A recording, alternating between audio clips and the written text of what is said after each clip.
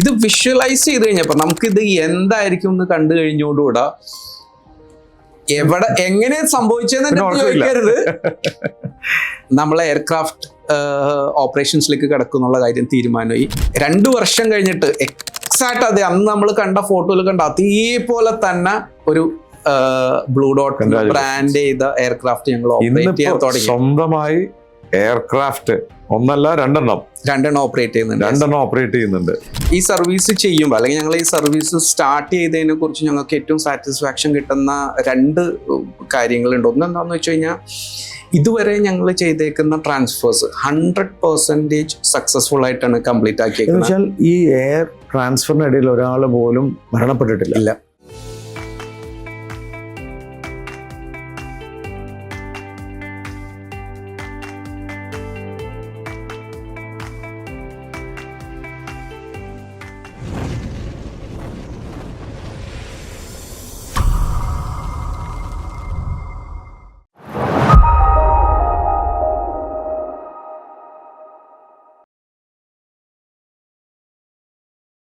സമൂഹത്തിലെ എന്തെങ്കിലും ഒരു പ്രോബ്ലത്തിന്റെ സൊല്യൂഷൻ ആയിരിക്കണം ഒരു സംരംഭം. നിങ്ങളൊരു സംരംഭകനോ സംരംഭം തുടങ്ങാനിരിക്കുന്ന വ്യക്തിയാണെങ്കിൽ തീർച്ചയായും ഈ ഇന്റർവ്യൂ ഒന്ന് കാണുക. നമ്മൾ സോൾവ് ചെയ്യാൻ പോകുന്ന പ്രോബ്ലം എല്ലാവരും സോൾവ് ചെയ്യുന്നുണ്ടെങ്കിൽ ചിലപ്പോൾ അത് വലുതായി എന്ന് വരില്ല. എന്നാൽ ചില പ്രോബ്ലം മറ്റുള്ളവരെ കൊണ്ട് സോൾവ് ചെയ്യാൻ പറ്റില്ല, എന്നെ കൊണ്ടാവും എന്ന് ചിന്തിക്കുന്നിടത്താണ് പുതിയ ആശയങ്ങൾ, പുതിയ സംരംഭങ്ങൾ ഉണ്ടാവുന്നത്. ഹായ്, ഞാൻ Shameem Rafeeq, corporate trainer, business coach. സ്പാർക്കിന്റെ ഒരു പുതിയ മിഡിൽ ഈസ്റ്റ് എഡിഷനിലേക്ക് സ്വാഗതം. ദുബായ് സ്റ്റുഡിയോയിൽ ഇരുന്നുകൊണ്ട് ഞാൻ ഇന്ന് ഇന്റർവ്യൂ ചെയ്യാൻ പോകുന്നത് വളരെ വ്യത്യസ്തമായ ഒരു ഇന്റർവ്യൂ ആണ്. നമുക്കൊക്കെ ചിന്തിക്കാൻ പറ്റുന്നതിനപ്പുറം ഒരു വലിയ പ്രോബ്ലം സോൾവ് ചെയ്യാൻ ഇറങ്ങിയ ഒരു ചെറുപ്പക്കാരൻ, അദ്ദേഹത്തിന്റെ ജീവിതത്തിൽ പഠിച്ച പാഠങ്ങൾ ഉൾക്കൊണ്ടുകൊണ്ട് ഒരു സംരംഭം തുടങ്ങുന്നു. അതും നാട് വിട്ട് ദുബായിൽ വന്ന് അതൊരു വലിയ പ്രസ്ഥാനമാകുന്നു. ഇന്ന് ലോകരെമ്പാടും ഉറ്റുനോക്കുന്ന ഒരു ബിസിനസ് മോഡലാകുന്നു. സ്നേഹത്തോടെ ആദരവോടുകൂടി സ്പാർക്കുള്ള കഥ പറയാൻ എന്നോടൊപ്പം ഇരിക്കുന്ന നിജിൽ ഇബ്രാഹിമിനെ ഞാൻ സ്വാഗതം ചെയ്യാണ്. നിജിൽ, സ്വാഗതം സ്പാർക്കിലേക്ക്. Thank you Shameem bhai. നമ്മുടെ ഈഗിൾ IPA ബിസ്കോണിന്റെ വേദിയിൽ വെച്ചിട്ട് അവിടെ ഇരുന്ന് ഇന്റർവ്യൂ ചെയ്തപ്പോൾ എനിക്ക് തോന്നി, ഇത് അവിടെ ഇരിക്കുന്ന 582 പേര് കേട്ടാൽ പോരാ, ഇത് ലക്ഷങ്ങൾ കേൾക്കണം. അതുകൊണ്ടാണ് നമ്മൾ ഈ ഹോട്ട് സീറ്റിൽ നിന്ന് കാലത്തിരിക്കുന്നത്. താങ്കളുടെ നാട് എവിടെയാണ്? ഞാൻ എറണാകുളം ജില്ലയിൽ ആലുവയിൽ നിന്ന് വരുന്ന ഒരാളാണ്. പാരന്റ്സും ഗ്രാൻഡ് പാരന്റ്സും ഒക്കെ ബിസിനസ് ആയിരുന്നു? ഞാൻ ഒരു ബിസിനസ് ഫാമിലിയിൽ ജനിച്ചു വളർന്ന ഒരു ആളാണ്. എൻ്റെ ഗ്രേറ്റ് ഗ്രാൻഡ് ഫാദർ ബിസിനസ് ആയിരുന്നു, ഗ്രാൻഡ് ഫാദർ ബിസിനസ് ആയിരുന്നു, എൻ്റെ ഫാദർ ബിസിനസ് ആയിരുന്നു, എൻ്റെ അങ്കിള്മാര് കുറേ പേര് ബിസിനസ്സിലാണ്. അപ്പോൾ അതുകൊണ്ട് തന്നെ ഞാൻ ഒരു ബിസിനസ്സുകാരനാകും എന്നുള്ള കാര്യത്തിൽ എനിക്കൊരു സംശയം ഉണ്ടായില്ല. പഠിച്ചത് ഞാൻ ആലുവയിൽ തന്നെയാണ്, വിദ്യാധിരാജ സ്കൂളിലാണ് പഠിച്ചത്. പിന്നെ ഗ്രാജുവേഷൻ സെന്റ് പോൾസിൽ 4th ഗ്രൂപ്പായിരുന്നു. ഞാൻ 10ാം ക്ലാസ് ഡിസ്റ്റിങ്ഷനോടുകൂടെ അന്ന് പാസ്സായി. പക്ഷേ 4th ഗ്രൂപ്പ് എടുത്തത് എനിക്ക് തോന്നുന്നത് ആ ഗ്രൂപ്പിൽ ആകെ ഡിസ്റ്റിങ്ഷൻ ഉണ്ടായിരുന്ന എൻ്റെ ക്ലാസ്സിൽ ഞാൻ മാത്രമായിരുന്നു. 4th ഗ്രൂപ്പ് എടുക്കാൻ കാരണം എന്താണെന്ന് വെച്ച് കഴിഞ്ഞാൽ ഒരു കൊമേഴ്സ് ബാക്ക്ഗ്രൗണ്ട് വരാൻ വേണ്ടി. പിന്നെ ഗ്രാജുവേഷൻ ഞാൻ സെന്റ് പോൾസിലായിരുന്നു. പിന്നെ MBA കൊച്ചിൻ യൂണിവേഴ്സിറ്റിയിൽ നിന്ന് ചെയ്തു. പഠനം കഴിഞ്ഞ് പിന്നെ എന്താ ചെയ്തു? പഠനം കഴിഞ്ഞ് ഞാൻ എൻ്റെ ഫസ്റ്റ് MBA പ്രൊജക്ട് ഞാൻ ചെയ്യുന്നത് ICICI ബാങ്കിലാണ്, ബോംബെയിൽ. അപ്പോൾ അത് ഒരുവിധം നന്നായി ചെയ്തെന്നാണ് എനിക്ക് തോന്നുന്നത്. കാരണം ആ പ്രൊജക്ട് കഴിഞ്ഞപ്പോൾ എന്നെ ICICI ബാങ്ക് അബ്സോർബ് ചെയ്തു. അവിടെ ജോലി മുംബൈ ICICI ബാങ്കിലായിരുന്നു. അതൊരു ഭയങ്കര എക്സ്പീരിയൻസ് ആണ്. ബോംബെയിൽ വർക്ക് ചെയ്തത്. ബോംബെയിൽ ഞാൻ 5 വർഷം ഉണ്ടായിരുന്നു. പക്ഷെ ICICI ബാങ്കിൽ ഞാൻ ഒരു വർഷമാണ് വർക്ക് ചെയ്തത്. അവിടെ വെച്ചാണ് ജീവിതം മാറ്റുന്ന ഒരു വ്യക്തിയെ കണ്ടുമുട്ടുന്നതും. അതെ, എൻ്റെ ഒരു മെന്ററായിട്ട് തന്നെ ഞാൻ കൺസിഡർ ചെയ്യുന്ന ഷാഫി മേത്തർ. അദ്ദേഹം അന്ന് ബോംബെയിൽ ഒരു വളരെ ഇൻട്രസ്റ്റിംഗ് ആയിട്ടുള്ള ഒരു social impactful ambulance network business start ചെയ്യാനായിട്ട് വർക്ക് ചെയ്തുകൊണ്ടിരിക്കുന്നുണ്ടായിരുന്നു. അപ്പോൾ അദ്ദേഹം എൻ്റെ കസിനും കൂടിയാണ്. അപ്പോൾ എല്ലാ വീക്കെൻഡിലും ഞാൻ അദ്ദേഹത്തിന്റെ ഒരു ടീമുണ്ട്, ഷാഫി മേത്തർ, രവി കൃഷ്ണ, ശ്വേത, അങ്ങനെ കുറച്ച് പേരുണ്ട് ഈ ആംബുലൻസ് ഐഡിയ കൊണ്ട് നടക്കുന്നത്. അപ്പോൾ അവരുടെ ഒപ്പം ഞാൻ ഇപ്പോഴും പോവുമായിരുന്നു. അങ്ങനെ അപ്പോൾ അവരുടെ ഒരു ഐഡിയ എന്താന്ന് വെച്ചാൽ, ആ കാലത്ത് നമ്മുടെ ഇന്ത്യയിൽ ഒരു ആംബുലൻസ് സർവീസ് എന്നുള്ളത് വളരെ മോശം സ്ഥിതിയിലാണ് ഉണ്ടായിരുന്നത്. അതൊന്ന് മാറ്റണം.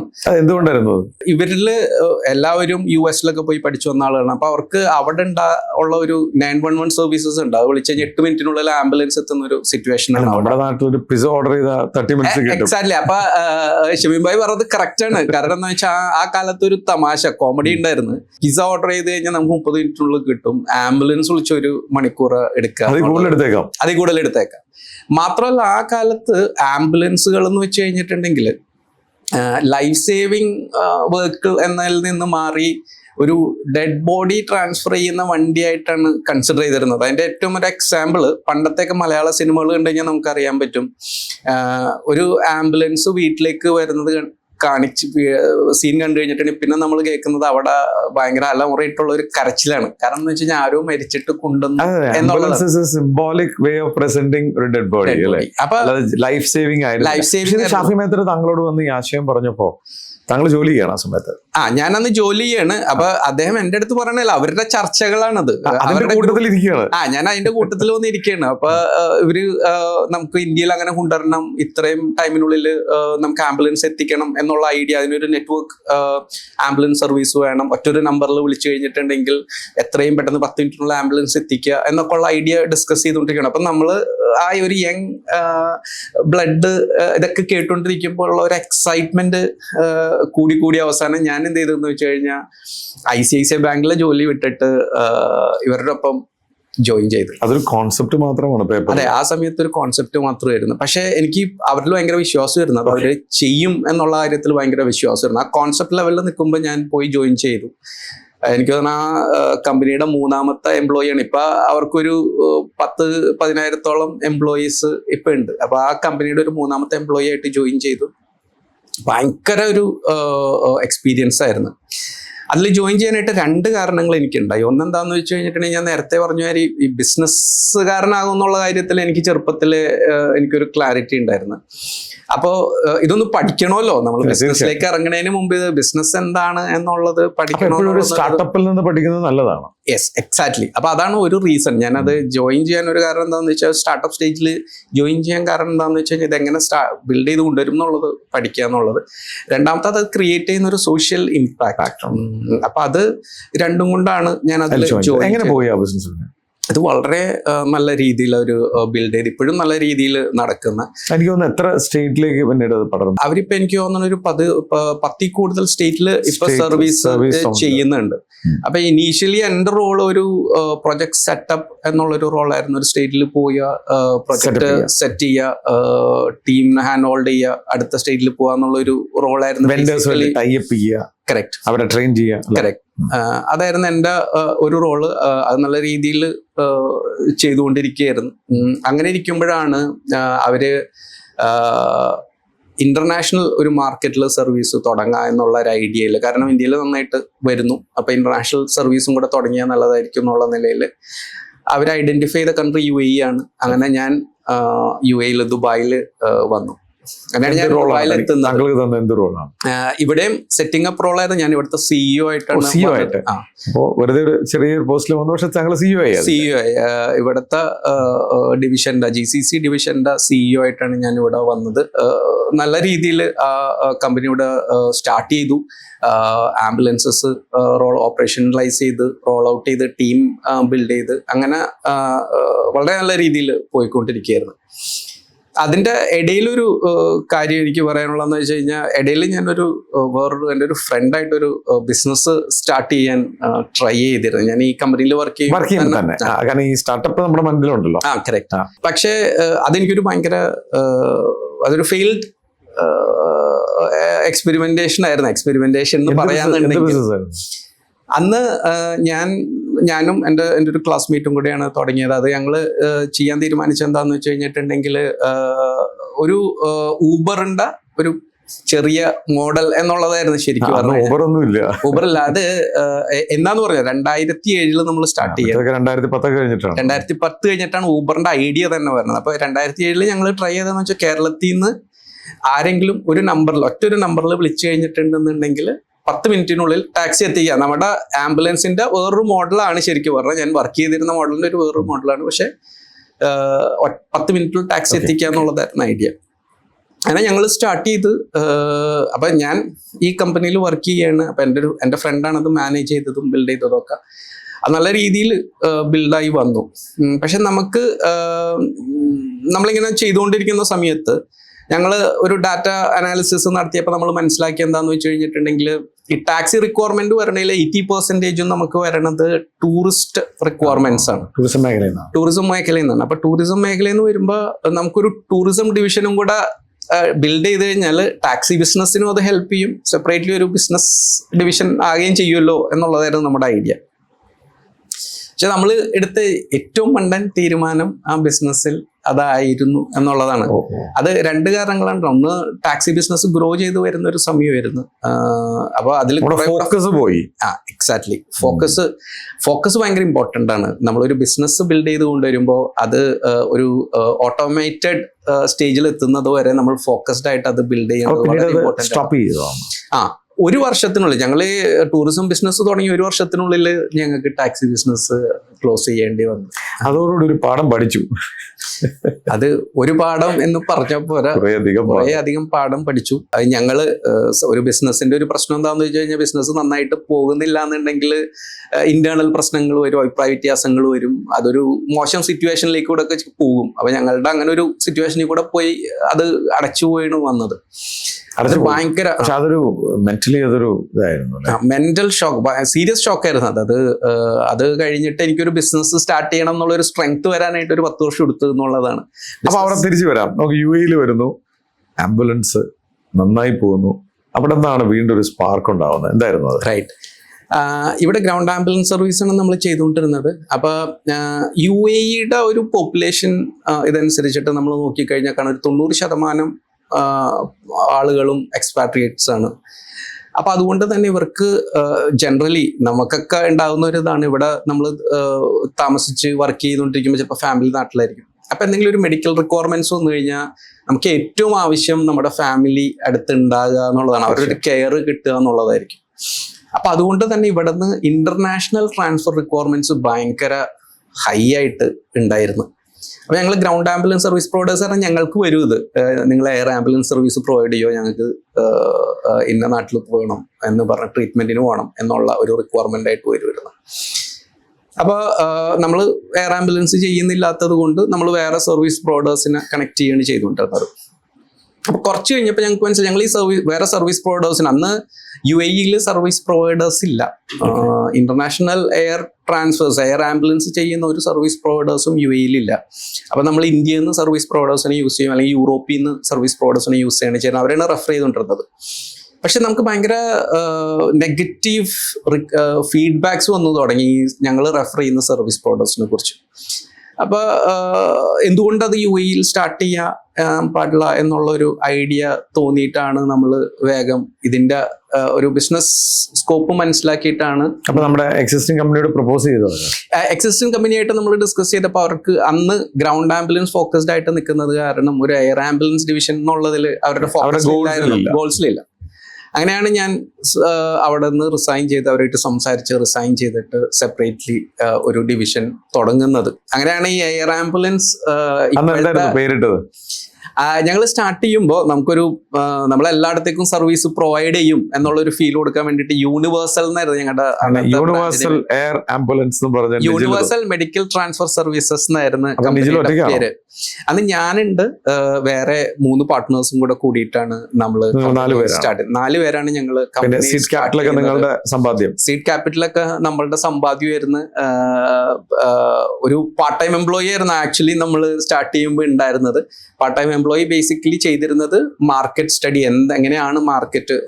ഞാൻ ചോദിച്ചോട്ടെ, നമ്മൾ ഈ റോഡിലൂടെ ഒരു പേഷ്യന്റിനെ ഒരു ഹോസ്പിറ്റലിൽ എത്തിക്കുക എന്ന് പറയുന്നത് പ്രോബബ്ലി ചിന്തിച്ചാൽ വളരെ സിമ്പിൾ പ്രോസസ്സാണ്.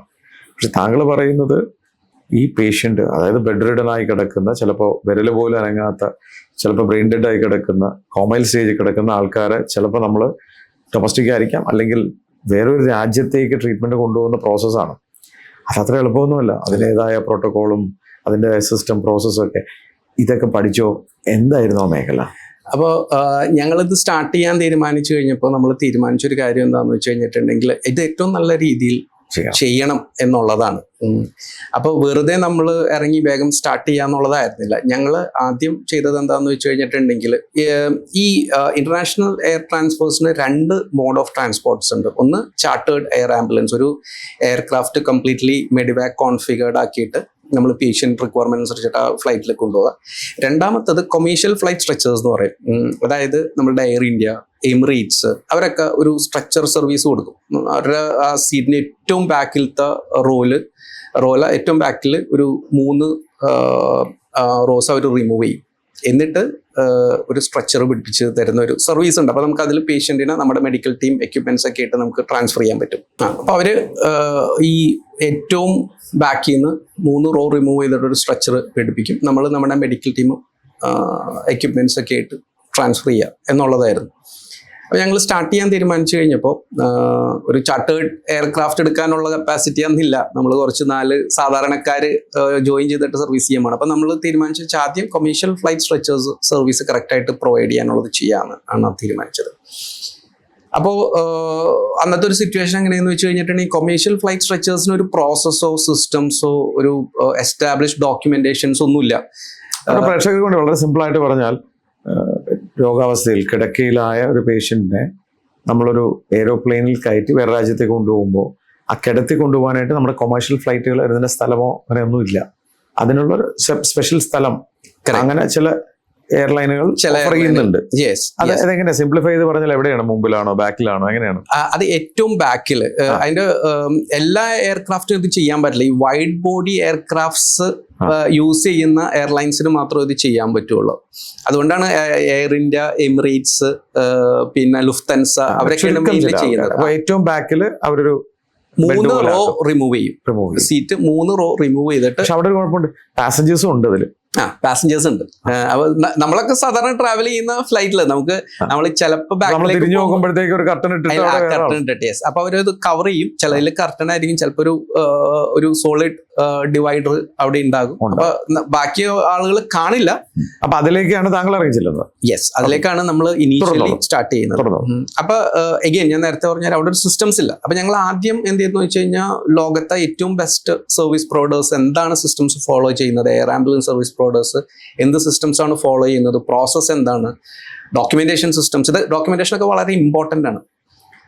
ഇതൊക്കെ ഞങ്ങൾ പഠിച്ച് ഇത് നമ്മുടെ കൊമേഴ്ഷ്യൽ ഫ്ലൈറ്റ് സ്ട്രക്ചറിലേക്ക് എങ്ങനെ കസ്റ്റമൈസ് ചെയ്ത് കൊണ്ടുവരിക എന്ന് നോക്കി ഞങ്ങൾ കസ്റ്റമൈസ്ഡ് ആയിട്ട് ഒരു സിസ്റ്റംസ് ബിൽഡ് ചെയ്ത് വേൾഡ്സ് ബെസ്റ്റ് പ്രാക്ടീസസ് ഞങ്ങൾ ആക്ച്വലി അതിലേക്ക് കൊണ്ടുവരാൻ എനിക്ക് തോന്നുന്നു ഫസ്റ്റ് ഇനീഷ്യേറ്റീവ് എടുത്ത ഒരു കമ്പനി ആയിരിക്കണം എന്ന് തോന്നുന്നു.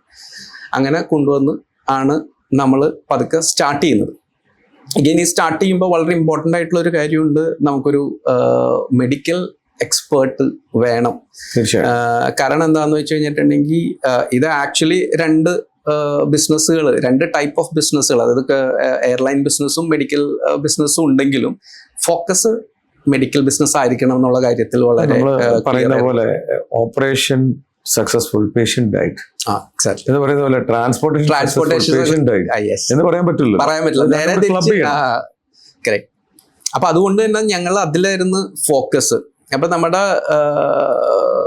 നമ്മുടെ ഭാഗ്യത്തിന് എന്ന് വേണമെങ്കിൽ പറയാം, നമ്മളുടെ ആ കാലത്ത് ആസ്റ്റർ മിഡ് സിറ്റിയുടെ എമർജൻസി ഡിപ്പാർട്ട്മെന്റ് ഹെഡായിട്ട് വർക്ക് ചെയ്തിരുന്ന ഡോക്ടർ അഫ്സൽ മുഹമ്മദ് ഈ ഞങ്ങളുടെ ഐഡിയ ഒക്കെ കേട്ട് വളരെ ഇൻട്രസ്റ്റഡ് ആയിട്ട് നമ്മളായിട്ട് ഡിസ്കസ് ചെയ്ത് അദ്ദേഹത്തിൻ്റെ വളരെ സേഫ് ആയിട്ടുള്ള റെപ്യൂട്ടഡ് ആയിട്ടുള്ള ജോലിയൊക്കെ രാജിവെച്ച് ഞങ്ങളുടെ ടീമിൽ, ഞങ്ങളുടെ പാർട്ട്ണറായിട്ട് ഞങ്ങളുടെ ടീമിലേക്ക് വന്ന്.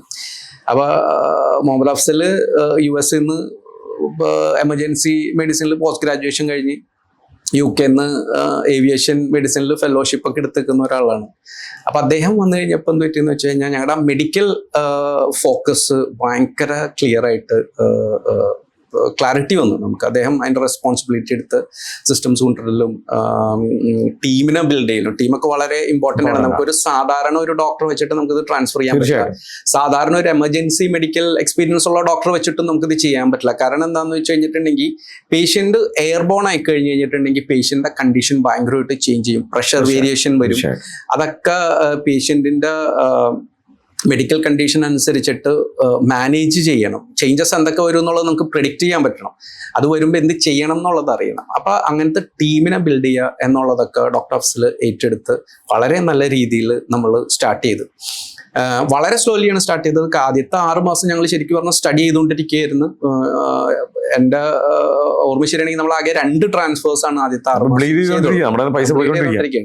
പക്ഷെ നമുക്ക് റിസ്ക് എടുക്കുക, ചാൻസ് എടുക്കുന്നത് നമ്മൾ കർവാണ്. പക്ഷെ അടുത്ത 6 മാസം നമ്മൾ പിന്നെ 32 ട്രാൻസ്ഫേഴ്സ് കംപ്ലീറ്റ് ആക്കി.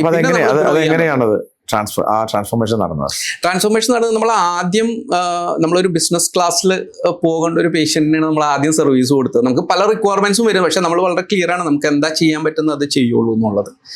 അതിനുശേഷം ഞങ്ങൾ സ്ട്രെച്ചറിൽ പോകേണ്ട ഒരു പേഷ്യന്റ്, പക്ഷെ മെഡിക്കൽ സപ്പോർട്ട് വേണ്ട, കാലെന്തോ ഒടിഞ്ഞതാണ്, അപ്പൊ കാല് നീട്ടി വെച്ച് പോകണം. അപ്പൊ അത് സ്ട്രെച്ചറിൽ പോകണം എന്നുള്ളത് കൊണ്ട് നമ്മൾ സ്ട്രെച്ചർ കൊടുത്ത് ചെയ്ത സർവീസിൽ ചെയ്ത് ഇതിനൊക്കെ നമ്മൾ ഇതിന്റെ പ്രോസസ്സുകൾ പഠിച്ച് എന്തൊക്കെയാണ് എയർപോർട്ടിൽ എന്തൊക്കെയാണ് നടക്കുന്നത്, എയർലൈൻസിൽ എന്താ നടക്കുന്നത് എന്നൊക്കെ പഠിച്ച് അതിനുശേഷമാണ് നമ്മൾ അടുത്ത സ്റ്റേജിലേക്ക് പോകുന്നതും പിന്നെ സീരിയസ്ലി ക്രിട്ടിക്കൽ ട്രാൻസ്ഫേഴ്സിലേക്ക് നടക്കുന്നത്.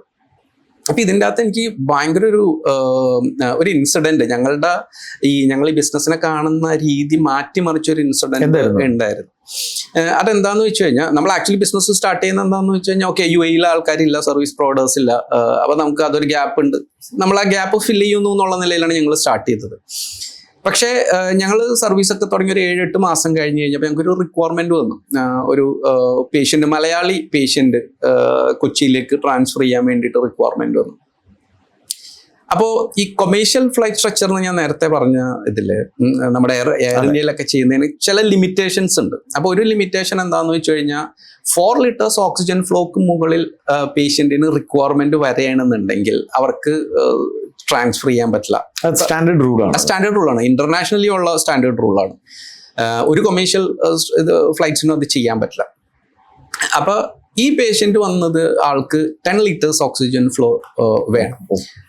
അപ്പോൾ നമ്മൾ ഇവരുടെ അടുത്ത് പറഞ്ഞ് ഇതാണ് സിറ്റുവേഷൻ, പ്രാക്ടിക്കലി അല്ല, കൊമേഴ്ഷ്യലി ഇപ്പൊ ചെയ്യാൻ പറ്റില്ല. 2 ഓപ്ഷൻസ് ആണ് ഉള്ളത്. ഒന്നും നമുക്ക് പൈസ ഉണ്ടെന്നുണ്ടെങ്കിൽ നമുക്ക് എയർ ആംബുലൻസ്, യൂറോപ്പിലാണെന്ന് ഉള്ളത്, യൂറോപ്പിൽ നിന്ന് നമുക്ക് ആംബുലൻസ് കൊണ്ടുവന്നിട്ട് ചെയ്യാം. അതല്ലാന്നുണ്ടെങ്കിൽ നമുക്കൊരു ഒരാഴ്ച വെയിറ്റ് ചെയ്യാം. കാരണം പേഷ്യന്റെ കണ്ടീഷൻ ഈസ് ഗെറ്റിംഗ് ബെറ്റർ. നമുക്ക് ഹിസ്റ്ററി നോക്കുമ്പോൾ അറിയാം. ഒരാഴ്ചയും കൂടെ കഴിയുമ്പോൾ ഇത് 4 liters ഓക്സിജൻ ഫ്ലോ റിക്വയർമെന്റിലേക്ക് കുറയാനുള്ള സാധ്യതകൾ നമ്മൾ കാണുന്നുണ്ട്. ഒരാഴ്ച കഴിഞ്ഞിട്ട് നമുക്ക് റീഇവാലുവേറ്റ് ചെയ്തിട്ട് ചെയ്യാം എന്ന് പറഞ്ഞു. 2 ദിവസം കഴിഞ്ഞപ്പോൾ ഈ പേഷ്യന്റിന്റെ പാർട്ടി നമ്മളെ വിളിച്ചിട്ട് പറഞ്ഞ് വേറൊരു സർവീസ് പ്രൊവൈഡർ പറഞ്ഞ് നമുക്ക് എയർലൈൻസ് ഒക്കെ ആയിട്ട് നല്ല റിലേഷനാണ്, ഞങ്ങൾക്ക് അവരുടെ അടുത്ത് പറഞ്ഞ് 10 liters സ്പെഷ്യൽ പെർമിഷൻ എടുക്കാൻ പറ്റും എന്ന് പറഞ്ഞു. അപ്പം നമ്മൾ പറഞ്ഞു, നമ്മളും പഠിച്ചുകൊണ്ടിരിക്കുന്നതാണ് സ്റ്റേജാണ്. അപ്പം നമ്മൾ പറഞ്ഞ് അങ്ങനെ ആരെങ്കിലും ഉണ്ടെങ്കിൽ നിങ്ങൾ അവരായിട്ട് ചെയ്തോ, കാരണം പേഷ്യന്റിനെ എത്രയും പെട്ടെന്ന് നാട്ടിലെത്തിച്ച് അടുത്ത ട്രീറ്റ്മെന്റ് സ്റ്റേജിലേക്ക് കൊണ്ടുപോകാൻ പറ്റും, ഡിലേ ആക്കണ്ട എന്ന് പറഞ്ഞു. അപ്പോൾ അവർ ഓക്കെ എന്ന് പറഞ്ഞ് 1 ദിവസം കഴിഞ്ഞപ്പോൾ ഇവർ വിളിച്ചിട്ട് പറഞ്ഞ് ഞങ്ങൾക്ക് അപ്രൂവൽ കിട്ടി, നാളെ ഞങ്ങൾ ഫ്ലൈ ചെയ്യുകയാണെന്ന് പറഞ്ഞു. ഓക്കെ, അപ്പോൾ നമ്മൾ പറഞ്ഞു വെരി ഗുഡ്, ഏത് എയർലൈൻസ് ആണ് പെർമിഷൻ തന്നതെന്ന് ചോദിച്ചു. അപ്പം അന്ന് ജെറ്റ് എയർവേസ് ഉണ്ട്. അപ്പോൾ ജെറ്റ് എയർവേസ് എയർലൈൻസ് ആണ് നമുക്ക് പെർമിഷൻ തന്നതെന്ന് പറഞ്ഞു. അപ്പം നമ്മൾ വേഗം ജെറ്റ് എയർവേസിലേക്ക് ഒരു മെയിൽ അയച്ചു. ഈ 10 liters ഓക്സിജൻ ഫ്ലോ റിക്വയർമെന്റ് ഉള്ളപ്പോൾ എങ്ങനെയാണ് സ്പെഷ്യൽ പെർമിഷൻ എടുക്കേണ്ടത്, നമ്മളും പഠിക്കാൻ ട്രൈ ചെയ്തിരിക്കുകയാണ്, കറക്റ്റ് എന്നുള്ളത് പറഞ്ഞൊരു മെയിൽ അയച്ചു. അപ്പോൾ അവർ റിപ്ലൈ ചെയ്ത് ഞങ്ങൾ മാത്രമല്ല, ജെറ്റ് എയർവേസ് മാത്രമല്ല, ലോകത്തെ ഒരു കൊമേഴ്ഷ്യൽ ഫ്ലൈറ്റ്സും 4 liters മുകളിൽ പെർമിഷൻ കൊടുക്കൂല എന്ന് പറഞ്ഞു. അപ്പോഴും നമ്മളത് വിചാരിച്ചെന്താന്ന് വെച്ച് കഴിഞ്ഞാൽ ഫ്രണ്ട് ഡെസ്കിൽ ഇരിക്കുന്ന ആരോ മെയിൽ എക്സാക്ട്ലി സീനിയേഴ്സിന്റെ അടുത്ത് മാനേജർ ലെവലിലായിരിക്കും ചിലപ്പോൾ പെർമിഷൻ കൊടുക്കുന്നതെന്ന് പറഞ്ഞിട്ട് നമ്മൾ റിപ്ലൈ ചെയ്ത് ഇന്ന പേഷ്യന്റിന് നിങ്ങൾ 10 liters ഓക്സിജൻ ഫ്ലോ റിക്വയർമെന്റ് ഉള്ള പേഷ്യന്റിന് നിങ്ങൾ പെർമിഷൻ കൊടുത്തു എന്ന് പറഞ്ഞിട്ട് റിപ്ലൈ ചെയ്ത്. അപ്പൊ ഒന്ന് ഞങ്ങൾക്ക് ഗൈഡ് ചെയ്ത് തരും എങ്ങനെ ചെയ്യണം എന്ന്. അപ്പൊ ഞങ്ങള് ഞെട്ടിക്കുന്ന ഷോക്കിംഗ് ആയിട്ടുള്ള ഒരു റിപ്ലൈ വന്നു. കാരണം എന്താ വെച്ചാൽ അവർ റിപ്ലൈ ചെയ്തെന്താന്ന് വെച്ച് കഴിഞ്ഞാൽ ഞങ്ങൾക്ക് കിട്ടിയ ഡോക്യുമെന്റ് പ്രകാരം ഈ പേഷ്യന്റിന് 4 liters ഓക്സിജൻ ഫ്ലോ മതി എന്നാണ്. that service provider manipulated the document and submitted with the airlines. ഇത് ഭയങ്കര ഷോക്കിംഗ് ആയിപ്പോയി. കാരണം എന്താന്ന് വെച്ച് കഴിഞ്ഞാൽ ആ പേഷ്യന്റ് മരിക്കും. അങ്ങനെ ട്രാൻസ്ഫർ ചെയ്ത ആ പേഷ്യന്റ് മരിക്കും. ഇത് ആ സർവീസ് പ്രൊവൈഡറിനും അറിയാം.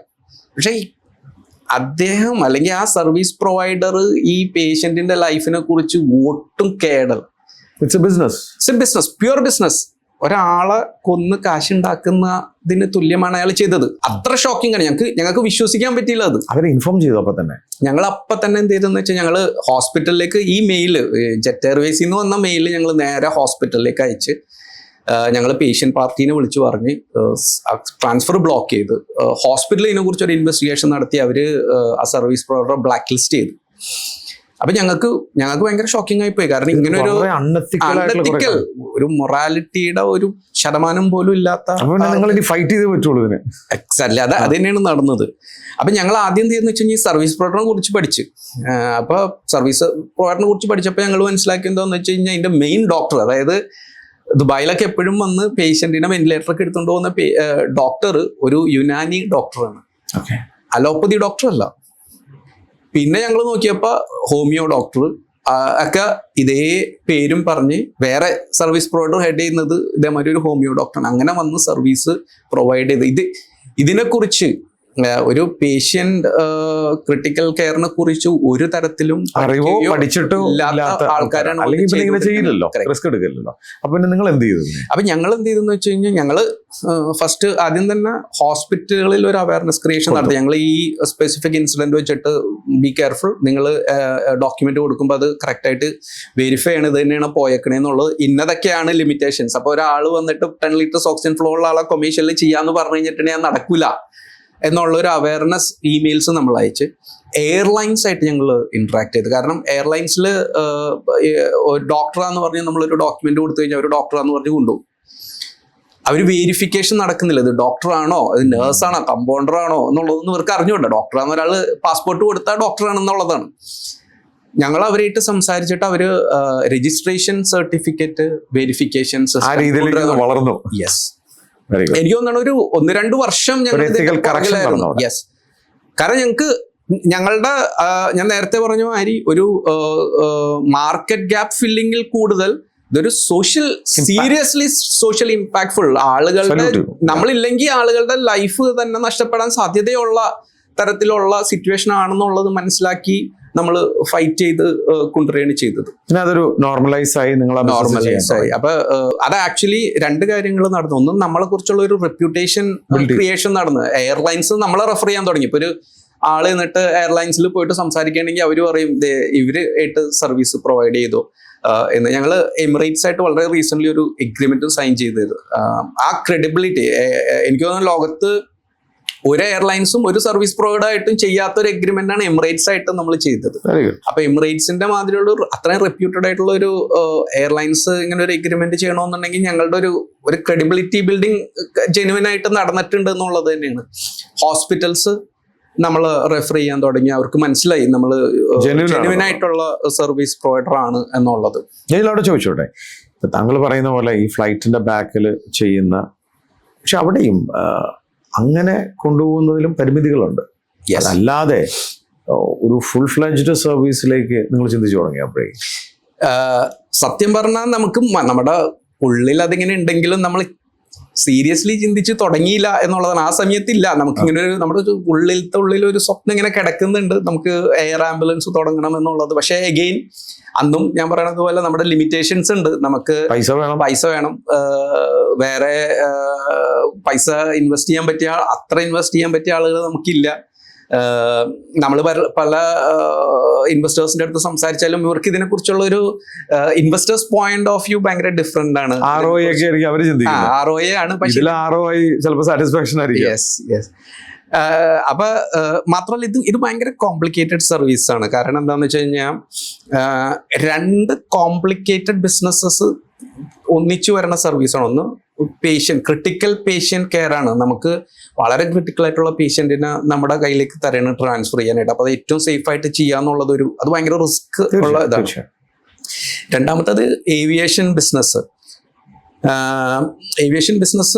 ലോകത്ത് തന്നെ നമ്മൾ നോക്കിക്കഴിഞ്ഞാൽ ഏറ്റവും റിസ്ക് ഉള്ള ബിസിനസ് മോഡൽ ഏവിയേഷൻ ബിസിനസ് ആണ്. ഞാൻ നേരത്തെ ഷമീമിന്റെ അടുത്ത് പറഞ്ഞിരുന്ന നമ്മളുടെ വിർജിൻ ഗ്രൂപ്പിന്റെ ഫൗണ്ടറിന്റെ ഒരു ഫേമസ് ഡയലോഗ് ഉണ്ട്.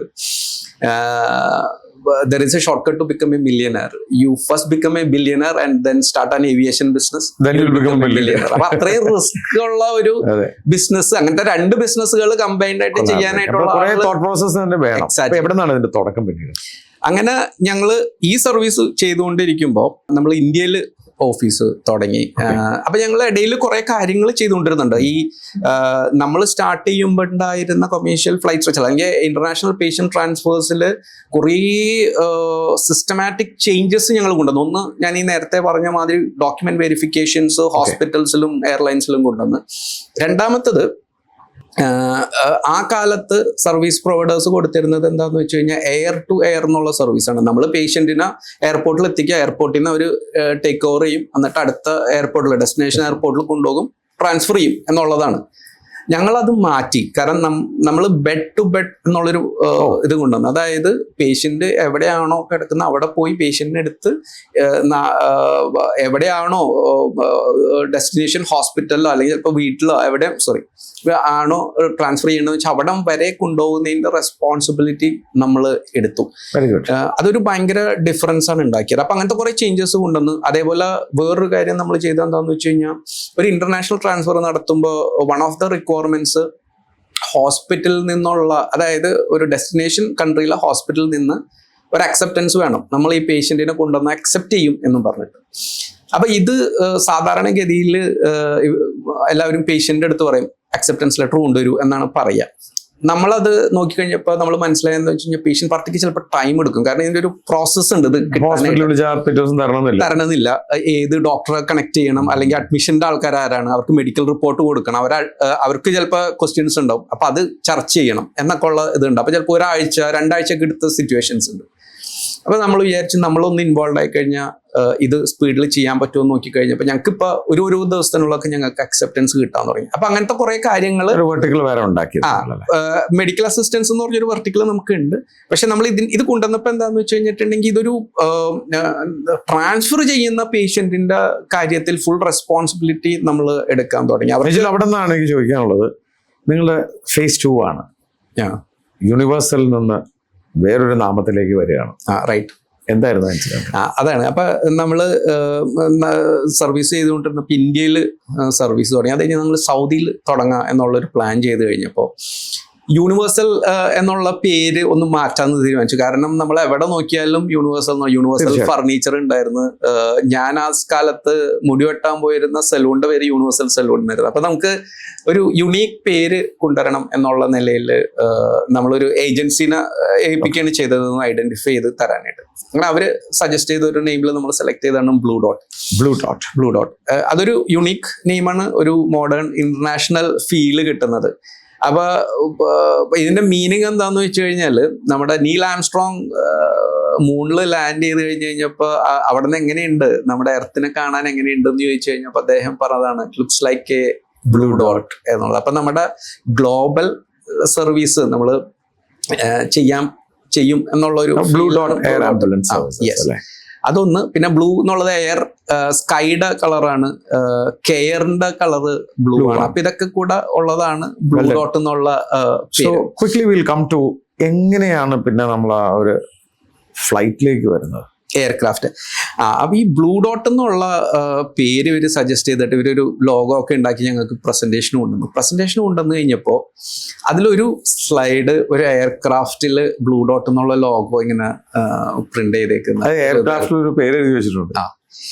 ഇത് കണ്ടു കഴിഞ്ഞപ്പോ ഞങ്ങളുടെ ഉള്ളിലത്തുണ്ടായിരുന്ന ആ ഡ്രീം എന്നുള്ളത് കുറേം കൂടെ ഒരു നടക്കും എന്നുള്ളൊരു കോൺഫിഡൻസ് ബിൽഡിങ്ങിലേക്ക് ശരിക്കും ഇത് ചെയ്തു. അപ്പൊ നിങ്ങളുടെ ഒരു ബോർഡിലുള്ള ബ്ലൂ ഡോട്ട് എന്നുള്ള സാധനം ഒരു എയർക്രാഫ്റ്റിൽ നമ്മൾ എമിറേറ്റ്സ് എന്നൊക്കെ കാണുന്ന പോലെ, എക്സാക്ട്ലി എയർ ഇന്ത്യ എന്നൊക്കെ കാണുന്ന പോലെ അതിലേക്ക് നോക്കുമ്പോൾ എന്തുകൊണ്ട് എനിക്ക് ഈ എയർക്രാഫ്റ്റ് ഓൺ ചെയ്തുകൂടാ? യെസ്, ഷമീം, ഞാൻ വളരെ ഇതായിട്ട് പറയണ, അത്രയും നാള് ഞാൻ ഈ വിഷ്വലൈസേഷൻ പല ആളുകളും പറയുമായിരുന്നു. പക്ഷെ അതിന്റെ പവർ ഓഫ് വിഷ്വലൈസേഷൻ എന്നുള്ളത് എനിക്ക് മനസ്സിലായത് അത് കണ്ടേ പിന്നെയാണ്. ഇത് വിഷ്വലൈസ് ചെയ്ത് കഴിഞ്ഞപ്പോ നമുക്കിത് എന്തായിരിക്കും എന്ന് കണ്ടു കഴിഞ്ഞോടുകൂടാ എങ്ങനെ സംഭവിച്ചതെന്ന് ചോദിക്കരുത്. നമ്മളെ എയർക്രാഫ്റ്റ് ഓപ്പറേഷൻസിലേക്ക് കിടക്കുന്നുള്ള കാര്യം തീരുമാനമായി. 2 വർഷം കഴിഞ്ഞിട്ട് എക്സാക്ട് അതെ, അന്ന് നമ്മൾ കണ്ട ഫോട്ടോയിൽ കണ്ട അതേപോലെ തന്നെ ഒരു ബ്ലൂ ഡോട്ട് ബ്രാൻഡ് ചെയ്ത എയർക്രാഫ്റ്റ് ഞങ്ങൾ ഓപ്പറേറ്റ് ചെയ്യാൻ തുടങ്ങി. സ്വന്തമായി എയർക്രാഫ്റ്റ് ഒന്നല്ല രണ്ടെണ്ണം ഓപ്പറേറ്റ് ചെയ്യുന്നുണ്ട്. രണ്ടെണ്ണം നമ്മൾ ഇന്ത്യയിൽ ദൈവം സഹായിച്ച് ഇന്ത്യയിൽ ഈ മാസം മിഡിലോടുകൂടെ നമ്മൾ ഓപ്പറേഷൻസ് സ്റ്റാർട്ട് ചെയ്യും. Thank you. നമ്മൾ ഹൈദരാബാദ് ബേസ്ഡ് ആയിട്ടാണ് നമ്മൾ ചെയ്യാൻ ഉദ്ദേശിക്കുന്നത്. നമുക്ക് ടോട്ടൽ എത്ര എംപ്ലോയീസ് ഉണ്ട് ഇതിൽ? നമുക്കിപ്പോ 100+ എംപ്ലോയീസ് ഉണ്ട്. താങ്കൾ ICICI ബാങ്കിൽ സെക്യൂരിറ്റി, അവിടെ നമുക്ക് ഒരു ചെറിയൊരു ജോലിയിൽ ഇരുന്നിരുന്ന സെയിൽസ് അഡ്മിനിസ്ട്രേഷൻ ഓഫീസർ. അവിടെ നിന്നാണ് നേരെ വന്ന് നമ്മൾ ദുബായിൽ വന്ന എയർ ആംബുലൻസിന് 2 ഫ്ലൈറ്റായി 100 പേർക്ക് തൊഴിൽ കൊടുക്കുന്ന സംരംഭകനായി. ഫാബുലസ്. അപ്പൊ നമ്മുടെ ഈ സർവീസിനെ കുറിച്ച് ക്വിക്കായിട്ടൊന്ന് സംസാരിക്കാം. അപ്പൊ നമുക്ക് നമ്മുടെ ക്രിട്ടിക്കൽ ആയിട്ടുള്ള പേഷ്യൻസ് ആണ്. എത്ര പേഷ്യൻസിന് നമ്മൾ ഇതുവരെ ഇങ്ങനെ ട്രാൻസ്പോർട്ട് ചെയ്തിട്ടുണ്ടാവും? നമ്മള് 3500 കൂടുതൽ പേഷ്യൻസിന് ഇതുവരെ 101 സിറ്റീസിൽ കൂടുതൽ 110 സിറ്റീസിൽ കൂടുതൽ സിറ്റികളിൽ ടു ഓർ ഫ്രം എനിക്ക് തോന്നുന്നു 87 രാജ്യങ്ങളിൽ നിന്നോ കവർ ചെയ്യുന്ന തരത്തിൽ ഞങ്ങൾ പേഷ്യൻസിനെ ഇതുവരെ ട്രാൻസ്ഫർ ചെയ്തിട്ടുണ്ട്. നമുക്ക് ഇത് വളരെയധികം വലിയ പ്രശസ്തരായും സെലിബ്രിറ്റികളൊക്കെ ഉണ്ട് ഇതില് അല്ലേ? വളരെ സത്യം പറഞ്ഞ അവരുടെ ഒന്നും പേര് പറയുന്നത് ശരിയാണോ എന്ന് എനിക്ക് അറിഞ്ഞൂടാ, പക്ഷെ വളരെ ഫേമസ് റോയൽ പാലസ് അടക്കം നിങ്ങൾ ചെയ്തിട്ടുണ്ടാവും. അപ്പൊ അങ്ങനെ ട്രാൻസ്ഫേഴ്സും നമ്മൾ ചെയ്തിട്ടുണ്ട്. ഇതിൻ്റെ അകത്ത് ഏറ്റവും ഈ സർവീസ് ചെയ്യുമ്പോൾ അല്ലെങ്കിൽ ഞങ്ങൾ ഈ സർവീസ് സ്റ്റാർട്ട് ചെയ്തതിനെ കുറിച്ച് ഞങ്ങൾക്ക് ഏറ്റവും സാറ്റിസ്ഫാക്ഷൻ കിട്ടുന്ന 2 കാര്യങ്ങളുണ്ട്. ഒന്ന് എന്താണെന്ന് വെച്ച് കഴിഞ്ഞാൽ ഇതുവരെ ഞങ്ങൾ ചെയ്തേക്കുന്ന ട്രാൻസ്ഫേഴ്സ് 100% സക്സസ്ഫുൾ ആയിട്ടാണ് കംപ്ലീറ്റ് ആക്കിയേക്കുന്നത്. ഈ എയർ ട്രാൻസ്ഫറിനിടയിൽ ഒരാൾ പോലും മരണപ്പെട്ടിട്ടില്ല. 100% സക്സസ് ഇതാണ്. അപ്പൊ ഇതിന് 2 മെയിൻ കോൺട്രിബ്യൂഷൻ ഉണ്ടെന്നാണ് ഞാൻ വിശ്വസിക്കുന്നത്. ഒന്ന്, ഞങ്ങളുടെ ടീം അത്രയും എഫേർട്ട് ഇതിലിടുന്നുണ്ട്. പേഷ്യന്റിന്റെ ഒരു നമുക്ക് റിക്വയർമെന്റ് വന്ന അവരുടെ ഇവാലുവേഷൻ ചിലപ്പോൾ അവർ 3-4 പ്രാവശ്യമൊക്കെ ഇവാലുവേറ്റ് ചെയ്യും ട്രാൻസ്ഫർ ചെയ്യണതിനും ഉറപ്പാക്കാനായിട്ട് എങ്ങനെയാണ് ചെയ്യേണ്ടത് എന്നുള്ളത്. അവരൊരു ഇന്റർനാഷണൽ നെറ്റ്വർക്ക് ഓഫ് ഡോക്ടേഴ്സിന്റെ നെറ്റ്വർക്ക് തന്നെ ബിൽഡ് ചെയ്തിട്ടുണ്ട്. കാരണം ചിലപ്പോൾ നമുക്ക് റിക്വയർമെന്റ് പറയുന്നത് കാനഡയിൽ നിന്ന് കുവൈറ്റിലേക്ക് ട്രാൻസ്ഫർ ചെയ്യാനായിരിക്കും. അപ്പൊ കാനഡയിൽ ആര് പോയി ഫിസിക്കലി ഇവാലുവേറ്റ് ചെയ്യും എന്നുള്ളത് ഒരു ക്വസ്റ്റ്യൻ ആണ്. അപ്പൊ കാനഡയിൽ ഡോക്ടർ ഉണ്ട് ഇവർക്ക്, ഞങ്ങളുടെ മെഡിക്കൽ ടീമിന് അവിടെ ഒരു നെറ്റ്വർക്ക് ഡോക്ടർ ഉണ്ട്. അദ്ദേഹം പോയി ഫിസിക്കലി ഇവാലുവേറ്റ് ചെയ്തിട്ട് റിപ്പോർട്ട് കൊടുത്തിട്ടാണ് നമ്മൾ ട്രാൻസ്ഫർ ചെയ്യുന്നത്. അപ്പൊ അത്രയും എഫേർട്ട് ഇടുന്നുണ്ട് ഇതില്. രണ്ടാമത്തത് ഒരു സംശയവും വേണ്ട, പടച്ചോന്റെ അനുഗ്രഹമാണ്, വേറെ ഒന്നും പറയാൻ. കാരണം എന്താന്ന് വെച്ച് കഴിഞ്ഞാൽ നമ്മളൊരു ഹെൽത്തി പേഴ്സൺ ട്രാവൽ ചെയ്യുകയാണെങ്കിൽ പോലും അദ്ദേഹത്തിന്റെ ലൈഫിന്റെ കാര്യത്തിൽ നമുക്കൊന്നും പറയാൻ പറ്റില്ല, എപ്പോൾ വേണമെങ്കിലും എന്തും സംഭവിക്കാം. അപ്പോൾ വളരെ ക്രിട്ടിക്കൽ ആയിട്ടുള്ള പേഷ്യൻസിന് 1-2 എക്സാമ്പിൾസ് പറയാന്ന് വെച്ച് കഴിഞ്ഞാൽ 4 ആഴ്ച പ്രായമുള്ള ഒരു കുട്ടീനെ എക്മോ എന്ന് പറഞ്ഞു കഴിഞ്ഞാൽ നമ്മുടെ ഹാർട്ടിനെ റീപ്ലേസ് ചെയ്യുന്ന മെഷീനാണ്. എക്മോയില് ഞങ്ങൾ ട്രാൻസ്ഫർ ചെയ്തിട്ടുണ്ട് സേഫ് ആയിട്ട്.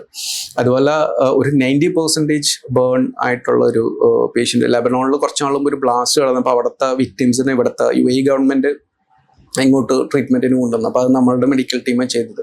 അപ്പൊ അതിന്റെ 90% ബേൺ ആയിട്ടുള്ള ഒരു ആള് സക്സസ് റേറ്റ് കുറവുള്ള പോസിബിലിറ്റി ഉള്ള ആൾക്കാരാണ്. ഇതിലൊരു കാര്യം ചോദിച്ചിട്ടുണ്ടെങ്കിൽ നമ്മുടെ ഈ പ്രോസസ്സിൽ വളരെ സമ്പന്നരും HNI ആയിട്ടുള്ള അങ്ങനെയുള്ളവർക്ക് പറ്റുന്ന ഒരു സേവനം മാത്രമായി ഒതുങ്ങി പോകുന്നുണ്ടോ ഇത്? ചാർട്ടേഡ് എയർ ആംബുലൻസ് എന്നുള്ളത് വളരെ എക്സ്പെൻസീവ് ആയിട്ടുള്ള ഒരു സർവീസാണ്. പക്ഷെ കൊമേഴ്ഷ്യൽ ഫ്ലൈറ്റ് സ്ട്രെച്ചേഴ്സ് എന്നുള്ളത് ആക്ച്വലി ഞങ്ങൾ വന്നേ പിന്നെ ഇതിന്റെ പ്രൈസിങ് കുറേ കൺട്രോളിലേക്ക് കൊണ്ടുവരാൻ പറ്റി. എനിക്ക് തോന്നുന്നു ഞങ്ങൾ മാർക്കറ്റിൽ സർവീസ് തുടങ്ങാൻ നേരത്ത് ഒരു 1 ലക്ഷം ദിർഹത്തിൽ കൂടുതലായിരുന്നു സർവീസിന് ചാർജസ് ആളുകൾ കിട്ടുന്നത്. 25 ലക്ഷം രൂപയോളം. 25 ലക്ഷം രൂപയോളം. അത് ഞങ്ങൾ വന്നു കഴിഞ്ഞാൽ പിന്നെ അതൊരു 35,000 മുതൽ 40,000 ദിർഹം വരെ, അതായത് 1/3 കുറയ്ക്കാൻ സാധിച്ചു. അപ്പൊ അതൊരു അൺറീസണബിൾ പ്രോഫിറ്റ് എടുക്കുന്ന ഒരു രീതിയായിരുന്നു. ഇവിടെ സർവീസ് പ്രൊവൈഡേഴ്സ് ഇല്ല, അതൊരു ഫാക്ടർ ആയിരിക്കും. പക്ഷെ ഞങ്ങൾ വന്നേ പിന്നെ അത് കൊണ്ടുവരാൻ പറ്റി. പക്ഷെ അപ്പോഴും വളരെ സാധാരണക്കാരും പാവപ്പെട്ടവരും ഇതുപോലെ അഫോർഡ് ചെയ്യാൻ പറ്റാത്തവരും അത് ഈ 35,000 എന്നുള്ളത് വളരെ ബുദ്ധിമുട്ടായിട്ടുള്ള ഒരു എമൗണ്ട് ആണ്. പക്ഷെ വളരെ പോസിറ്റീവായിട്ട് UAE സ്പെസിഫിക്കലി നമ്മൾ GCC കൺട്രീസിൽ അല്ലെങ്കിൽ എനിക്ക് തോന്നുന്നു എവിടെ നോക്കിക്കഴിഞ്ഞാൽ അറിയാവുന്ന എന്താണെന്ന് വെച്ച് കഴിഞ്ഞാൽ കുറെ ഈ NGOs, മലയാളി അസോസിയേഷൻസ്, ഓരോ രാജ്യങ്ങളുടെ ക്രൗഡ് ഫണ്ടിങ് 35,000 എന്ന് പറയുന്നത് ഒരു 10 പേര് 3,500 ഇട്ട് കഴിഞ്ഞിട്ടുണ്ടെങ്കിൽ ഒരു പേഷ്യന്റിനെ സേഫ് ആയിട്ട് എത്തിക്കാൻ പറ്റും എന്ന് പറഞ്ഞാൽ 10 പേര് ആ പൈസ കിട്ടും, ആ ട്രാൻസ്ഫർ നടക്കും എന്നുള്ളതാണ്. അപ്പൊ അങ്ങനത്തെ റിക്വയർമെന്റ്സ് നമുക്ക് വരുമ്പോൾ നമ്മളും കോസ്റ്റ് ചെയ്യും. നമ്മൾ പ്രോഫിറ്റ് എടുക്കാണ്ട് നമ്മൾ അത് ചെയ്യും. എംബസീസ് നമ്മളായിട്ട് ഇന്ത്യൻ എംബസിക്കായിട്ട് നമ്മൾ വളരെ ക്ലോസ്ലി വർക്ക് ചെയ്യുന്നതാണ്. 48 എംബസീസ് ആയിട്ട് നമ്മൾ ക്ലോസ്ലി വർക്ക് ചെയ്യുന്നുണ്ട്. അതേപോലെ ഹജ്ജിന് നമ്മളുടെ ഹജ്ജ് കമ്മിറ്റി ഇന്ത്യയിലത്തെ നമ്മളുടെ സർവീസാണ് കഴിഞ്ഞ 4 വർഷമായിട്ട് ഹജ്ജിന്റെ ആവശ്യത്തിന് യൂസ് ചെയ്തിരുന്നത്. നമ്മളുടെ മെഡിക്കൽ ടീമാണ് ഹജ്ജിന് വരുന്ന പിൽഗ്രീംസിന് ആർക്കെങ്കിലും മെഡിക്കൽ റിക്വയർമെന്റ് ഒന്നാണ് നമ്മളന്ന് നാട്ടിലേക്ക് ട്രാൻസ്ഫർ ചെയ്യുന്നത്. അപ്പൊ അങ്ങനത്തെ കുറെ കാര്യം വലിയ പ്രവൃത്തിയാണ് നിങ്ങൾ ചെയ്യുന്നത്. ആ ഫ്ലൈറ്റിൽ ബ്ലൂ ഡോട്ട് എന്ന് എഴുതിയ അവിടുന്ന് 2 എയർക്രാഫ്റ്റായി 2 ഇതാ വരുന്നു. ഭാവി സ്വപ്നങ്ങൾ നമ്മളിപ്പോൾ ഞാൻ നേരത്തെ പറഞ്ഞ മാതിരി ഇന്ത്യയിൽ ഓപ്പറേഷൻസ് തുടങ്ങുക എന്നുള്ളത് നമ്മുടെ ഒരു സ്വപ്നമാണ്. നമ്മുടെ മാതൃരാജ്യത്ത് സർവീസ് കൊടുക്കാൻ പറ്റുക എന്നുള്ളത്. ഇന്ത്യ ഒരു ഭയങ്കര ഡിഫിക്കൽട്ട് മാർക്കറ്റാണ്, പക്ഷെ നമ്മൾ അതിൽ ചെയ്യാൻ പോവുകയാണ്. UK യൂറോപ്പിൽ നമ്മൾ ഓഫീസ് തുടങ്ങാൻ പോവുകയാണ്. ആഫ്രിക്കയിൽ ഒരു ഡിസ്കഷൻ നടക്കുന്നുണ്ട്. എല്ലാ കോണ്ടിനെന്റ്സിലും നമ്മളുടെ ഒരു ഓപ്പറേഷണൽ ബേസ് വരണം എന്നുള്ളതാണ് നമ്മുടെ ഡ്രീം. നമുക്ക് പിന്നെ അതുപോലെ ഒരു ബിസിനസ് പോയിന്റ് ഓഫ് വ്യൂവിൽ ഇത് നല്ലൊരു മോഡലായിട്ട് ബിൽഡ് ചെയ്തിട്ട് ഒരു IPOക്ക് കൊണ്ടുപോവുക എന്നുള്ളത് ഇപ്പോഴത്തെ ഒരു ട്രെൻഡ് അനുസരിച്ചിട്ട് ഇതാണ്. പക്ഷെ അതിൻ്റെ അകത്തൊരു ഒറ്റൊരു ഡിഫറൻസ് എന്താണെന്ന് വെച്ച് കഴിഞ്ഞാൽ നമ്മൾക്കിത് കൊണ്ടുപോകേണ്ടത് ന്യൂയോർക്ക് സ്റ്റോക്ക് എക്സ്ചേഞ്ചിൽ ആണ്. അവിടെ പോയി IPO ചെയ്യണം എന്നുള്ളതാണ് നമ്മളുടെ ആഗ്രഹം. പക്ഷേ ഓക്കെ, ഇതൊക്കെ ആഗ്രഹങ്ങളാണെന്നുണ്ടെങ്കിൽ കൂടുതൽ ആളുകൾക്ക് സർവീസ് എത്തിക്കാൻ പറ്റുക എന്നുള്ളത്. ഇപ്പൊ പലയിടത്തും ഈ സർവീസ് അവൈലബിലിറ്റി ഇല്ലാത്തത് കാരണം തന്നെ പലർക്കും യൂസ് ചെയ്യാൻ പറ്റുന്നില്ല. ഇപ്പൊ UAE ഞങ്ങൾ സർവീസ് കൊണ്ടുവന്നു കഴിഞ്ഞപ്പോൾ ഈ കോസ്റ്റ് ഡിഫറൻസ് ഒക്കെ ഇമ്പാക്ട്ഫുൾ ആയി കഴിഞ്ഞപ്പോൾ വളരെയധികം ആളുകൾ കോമയിൽ കിടന്നിരുന്ന ആളുകൾ ട്രാൻസ്ഫർ ചെയ്യപ്പെട്ടിട്ട് ഫാമിലിയുടെ ഒപ്പം എത്തുമ്പോൾ, സാധാരണഗതിയിൽ നമുക്കൊരു മെഡിക്കൽ സിറ്റുവേഷൻ വരുമ്പോൾ നമുക്ക് ഏറ്റവും കെയർ ചെയ്യുന്നത് ഫാമിലിയുടെ ഇതാണ്. അപ്പോൾ ഫാമിലിയുടെ അടുത്ത് എത്തിക്കഴിയുമ്പോൾ അവരുടെ റിക്കവറി ഭയങ്കര സ്പീഡിൽ വരുന്ന ഇതുകൾ വന്നിട്ടുണ്ട്. അപ്പോൾ അവർ നമുക്ക് മെസ്സേജസ് അയക്കും, വീഡിയോസ് അയച്ചു തരും. അതിലൊക്കെ കിട്ടുന്ന ഒരു ഡിഫറൻസ് എന്നുള്ളത് ഇതാണ്. അത് കൂടുതൽ ആളുകൾക്ക് എത്തിക്കാൻ പറ്റുക എന്നുള്ളത് ഭയങ്കര. നിങ്ങൾ കേട്ടു നിജിൽ ഇബ്രാഹിം എന്ന സംരംഭകന്റെ ജേർണി. അദ്ദേഹം നാട്ടിൽ ICICI ബാങ്കിൽ ജോലി ചെയ്തുകൊണ്ടിരിക്കുമ്പോൾ കിട്ടിയൊരു വിത്ത്, അതിനെക്കുറിച്ച് പഠിച്ചു. തുടക്കത്തിൽ അദ്ദേഹം വേറൊരു ബിസിനസ് ചെയ്ത് പണം നഷ്ടപ്പെടുത്തിയ ഒരാളാണ്. പക്ഷെ ഇന്ന് എയർ ആംബുലൻസിന്റെ വക്താവാണ്. നാട്ടിൽ നിന്ന് ഇവിടെ വന്ന് നമ്മൾ ട്രാഫിക് സിനിമ കണ്ടപ്പോൾ നമ്മളൊക്കെ ത്രില്ലടിച്ചിട്ടുണ്ട്. ഒരു ആംബുലൻസിൽ ശ്രീനിവാസൻ വണ്ടി ഓടിച്ചുകൊണ്ട് പോയി ഒരു ജീവൻ രക്ഷിച്ചപ്പോൾ ഇതവരുടെ ദൈനംദിന തൊഴിലാണത്. അവർക്ക് ത്രില്ലടിക്കുന്നത് ആ ഒരു പേഷ്യൻ്റ് അവിടെ എത്തിക്കുമ്പോഴല്ല, ബെഡ് ടു ബെഡ് സർവീസാണ്. നമുക്ക് അഭിമാനിക്കണം, ഒരു മലയാളി നമ്മുടെ നാട് വിട്ട് UAE മണ്ണിൽ വന്ന് ദുബായിൽ ഇങ്ങനെ ഒരു പ്രസ്ഥാനം പടുത്തുയർത്തി 2 എയർക്രാഫ്റ്റ് ഉടമയാണ്. 2 എയർക്രാഫ്റ്റ് ഇന്ത്യയിലേക്കാണ്. അദ്ദേഹം നാടിനെ മറന്നിട്ടില്ല. നിരവധി പേഷ്യൻസിന്റെ ജീവൻ രക്ഷിക്കുന്നു. ഇതൊരു ബിസിനസ് മോഡൽ മാത്രമല്ല, സോഷ്യൽ ഇമ്പാക്റ്റ് ഉണ്ടാക്കുന്ന വലിയൊരു സോഷ്യൽ പ്രോജക്റ്റ് തന്നെയാണ്. നമുക്ക് പ്രാർത്ഥിക്കാം ഇത്തരം സംരംഭങ്ങളും നമ്മുടെ നാട്ടിലുണ്ടാവട്ടെ, നിരവധി ജീവൻ രക്ഷിക്കാനാവട്ടെ. നിജിൽ, വളരെ ഇൻസ്പയറിംഗ് ആയിട്ടുള്ള സ്റ്റോറിയാണ് താങ്കളുടെ. വളരെ ചെറിയ രീതിയിൽ തുടങ്ങി ഇതൊരു വലിയ പ്രസ്ഥാനമായി വളർന്നു എന്നുള്ളത് എനിക്കും അതുപോലെ തന്നെ എല്ലാ മലയാളികൾക്കും അഭിമാനമാണ്. എൻ്റെ വ്യക്തിപരമായ പേരിലും സ്പാർക്കിന്റെ എല്ലാ പ്രേക്ഷകരുടെ പേരിലും താങ്കൾക്കും താങ്കളുടെ ടീമിനും താങ്കൾ ഇനി രക്ഷിക്കാനിരിക്കുന്ന എല്ലാ ആൾക്കാർക്കും ഞങ്ങളുടെ ആശംസകൾ, പ്രാർത്ഥനകൾ. Thank you so much. Thank you.